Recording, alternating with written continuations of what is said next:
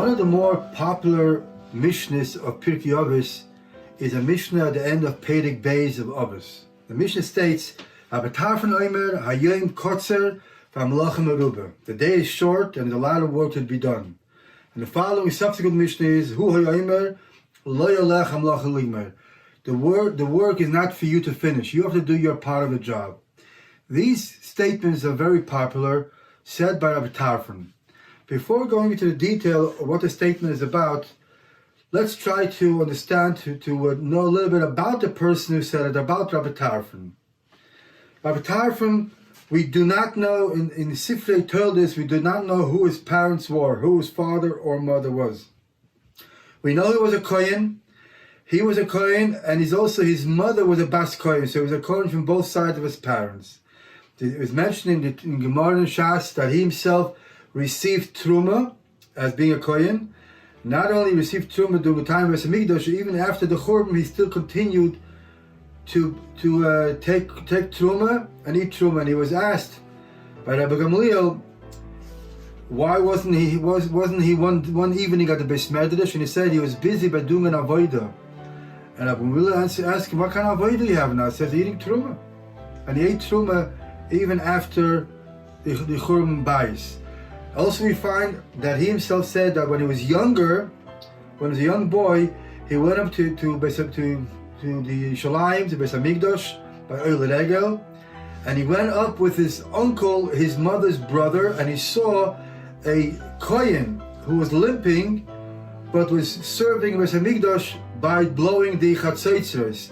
So he proved that a Kohen that's a Balmun has certain avodas that he can do in the Beis Hamikdash.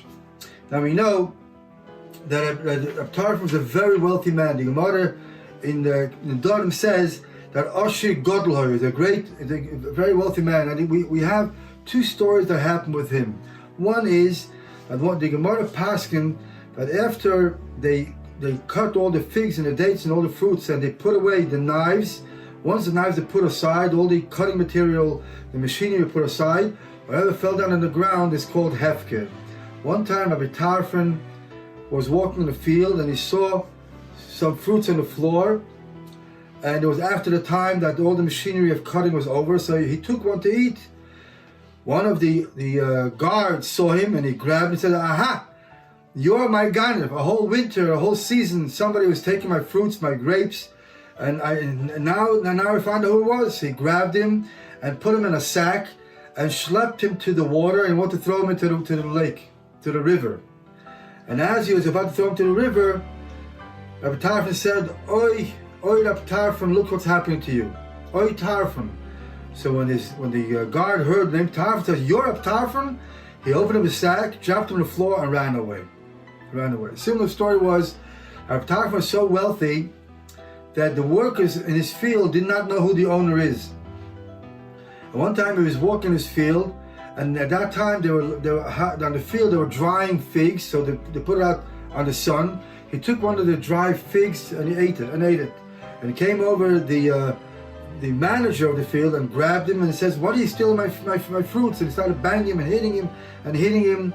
And the Gemara says when he felt that his neshama is about to leave him, he said, "Please tell Tarfon's wife that he's going to pass away." So again, the person dropped him, stopped hitting him, ripped out his hair, and started crying and begging. And he sent his colleagues, "Please ask him forgiveness." Now Tarfon said, "Forgiveness? After every punch I got, I forgave the first punch. So I forgave him all right away." And we find here many midas tevis that he had. One time, his mother, an elder woman, was sleeping on her bed was high. When she had to come off the bed or on the bed, he would bend down for her to step on his back to go down on the floor, and so the same thing to go onto the bed. One time his mother was walking on Shabbos and her shoe ripped the lace and she couldn't walk anymore with the shoe. So he bent down and he put his hands on the floor. She should step on his hands, on his palm of his hands, until she came back to his house. These are the midas tevis he had at Tarfon. We know that Tarfon was a goyin also. He's one of the leaders. He was a Rav in Lud, and whenever you find the gathering of Tanoim in Lud, he was like the first one who was spokesman. After Rabbi Gamliel passed away, he would have been a candidate to be the Nasi. But nevertheless, they did not choose him as the Nasi. There are many opinions ask why didn't they choose him as a Nasi, and I'll mention 4 reasons why the Mefarshim say that they did not choose him as a Nasi. First reason is that they found in him that he was lenient towards Beit Shammai, and all the Nasiim came from Beit Hillel. But since he's lenient to Beit Shammai, they didn't appoint him as a Nasi. A second reason that's given is that he himself did not want to use out his Torah, his Kesel Torah for COVID. So he didn't want to become appointed as a Nasi himself. A third reason is because he was a very strict person, he was a captain. We find throughout Shas that whenever somebody said something wrong, so first thing he says, I swear in the name of my son, my children. Many people swear in the name of the mother, or the father, or Hashem. He swore in the name of his children. And that actually caused him an einish that his children passed away b'chaya. Because he was a captain, the vote was not to make him the Nasi. A third reason is that he wasn't mafriz al tzedakah. He didn't give too much tzedakah until Rabbi Akiva taught him that he should give more tzedakah. What was the story? One time he comes to Rabbi Tarfon, tells Rabbi Akiva, at first they were Rabbi Tarfon was the Rebbe of Rabbi Akiva, and then they became chavedim. That's why in the Biyurim and Agoda from the Rebbe explains how come in the paragraph of Maaseh Bar Eliezer, Rabbi Tarfon is mentioned after Rabbi Akiva. Why? Originally, Rabbi Tarfon was his teacher, but then they became friends equal. Rabbi Akiva equal to Rabbi Tarfon. So one time, Rabbi Tarfon and Rabbi Akiva hears a sum of money, buy a piece of land, and we'll make produce, and we'll have parnaseh. So we'll be able to sit and learn, and the land will give us parnaseh, the revach. After a while, Tarfon meets Rabbi Akiva again and says, "Show me the land that you bought." He takes him and shows him Talmidei Chachamim, people who are learning, Malamdim, who are teaching, and he shows them, says, "Where's the shtar? Where's the document that you bought a land?" So he takes him to Beis Medrash and he calls over a boy and says, "What's the pasuk you learn?" And he takes him out a Tilim, and he says, the pasuk says, "Pizeh nosen lav yenim." So it costs him medeslad. When you give tzedakah for poor people, your righteous stays forever. That's my document. So Rabbi Tarfon understood that Rabbi Akiva told him that he took the money and gave it out to tzedakah. So he kissed him, gave him a kiss, and says, "You're my teacher for teaching me in Yana Ruchnim." And that's when he started to giving out more and more tzedakah. But till then, he was a little bit on the hesitant to give tzedakah as he should. So that's one of the reasons also mentioned that he wasn't chosen to be a Nasi. We have here that Rabbi Tarfon was specializing in chinuch, in teaching. He had his way of teaching, which today's time is more common, but then it wasn't known. Interesting enough that the name Tarfon is mentioned that Shem Yovon, it's a Greek word. In Yovon, the word Tarfon means Madrich Umoide, my guide and my teacher. Rabbi Tarfon, the Gemara calls him a Gal Shel Agoizim, a bundle full of walnuts. And the Pedic of Avos de Rabbi Nosson explains what is the description meaning of a bundle of walnuts. That when you have a pile of walnuts and you take one nut out of the pile, they all fall down following that first walnut. So too, when somebody came and asked Rabbi Tarfon a question, not only got a straight answer, he got a mikra, mishnah, medrash, halacha, agoda. He gave him the whole 9 yards of all the details. So he gave him all the details. And so we find that Rabbi Tarfon, he wanted to, not like some people, some teachers or rabbeim, they give their lessons and they want the Talmud to just memorize. Remember what I said, and giving him a whole load of knowledge to memorize. So you're giving your koyach hazikaron, the Talmud's koyach hazikaron, work to do. Rabbi Tarfon's way of doing things, when somebody asked a question, he would ask the Talmud, "And what do you say about it?" Or he would ask them a question, not telling them a statement. He wanted that they themselves should figure out the answer. Once you figure out the answer yourself, it becomes your learning, your understanding, and then it's easy for you to remember. So Rabbi Tarfon would always ask him questions, and also he would ask them questions on their own, or when they asked a question, he would ask him, "What's your opinion?" Sometimes they ask him, "Can I ask you a question?" And he started asking them questions as well. We find it interesting that Rabbi Tarfon is mentioned in 49 times in the whole Mishnayos. Most of the time is Maaseh Rabbi Tarfon. Maaseh, what happened? His teaching was in the way of Maaseh. Interesting, one of his machlokes was if Talmud is greater or Maaseh is greater. Rabbi Tarfon says Maaseh is greater. action is more than teaching, than learning. So here we find here also that his learning is a way of Ma'aseh Rabbi Tarfon. That's what he said many times.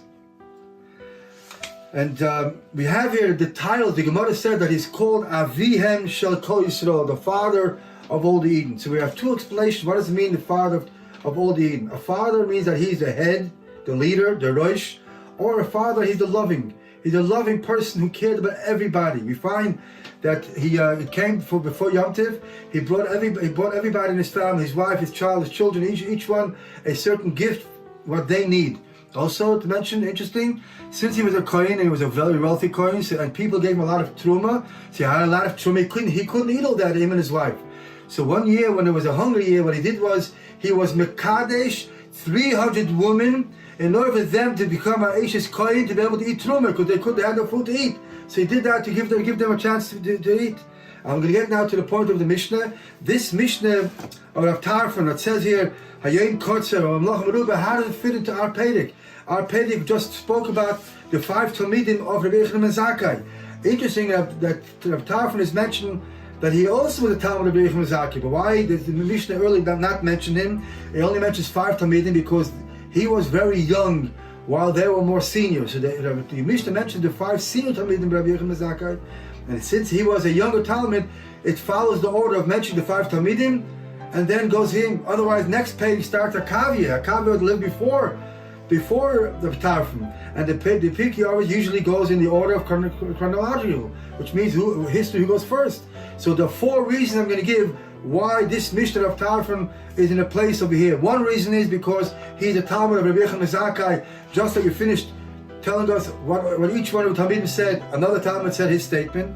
A second reason we have that he's coming to explain the previous Mishnah of Rabbi Lazar. Rabbi Lazar says, have a shakut lilmud Torah, be diligent, be a master in learning.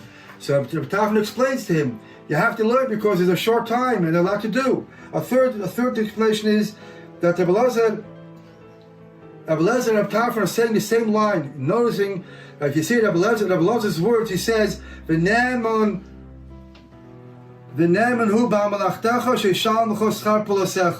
same line as Rabbi Tarfon says in his Lashon. They say the same statement. So since they mention the same statement, they have a connection to each other.